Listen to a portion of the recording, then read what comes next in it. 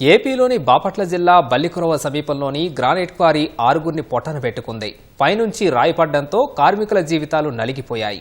ఈ ప్రమాదంలో గాయపడ్డ కార్మికులు నరసరావుపేట ప్రభుత్వాసుపత్రిలో చికిత్స పొందుతున్నారు. బాపట్ల జిల్లాలో ఘోర ప్రమాదం జరిగింది. బల్లికురవ సమీపంలోని సత్యకృష్ణ గ్రానైట్ క్వారీలో ఒడిశాకు చెందిన కార్మికులు గత 3 నెలలుగా పనిచేస్తున్నారు. ఈ ఉదయం క్వారీలో పనికి వెళ్లిన వారు మధ్యాహ్నం భోజనం తర్వాత పేలుళ్ల కోసం జిలెటిన్ స్టిక్స్ ఏర్పాటు చేస్తుండగా ప్రమాదవశాత్తు పైనుంచి గ్రానైట్ రాయి కార్మికులపై పడింది. ఆ సమయంలో అక్కడ 16 మంది కార్మికులు పనిచేస్తున్నారు.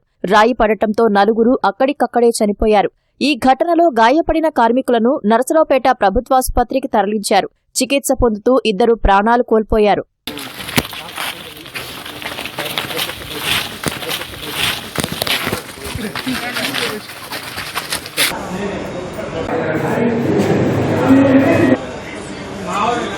ప్రమాద విషయం తెలిసిన వెంటనే బాపట్ల జిల్లా కలెక్టర్ వెంకటమురళి, ఎస్పీ తుషార్ డూడి సహాయ చర్యలు చేపట్టాలని ఆదేశాలు జారీ చేశారు.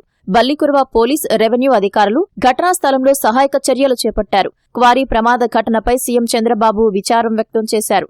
ప్రమాదంలో 6 మరణించడంపై ఆవేదన వ్యక్తం చేసిన సీఎం గాయపడిన వారికి మెరుగైన వైద్యం అందించాలని అధికారులను ఆదేశించారు.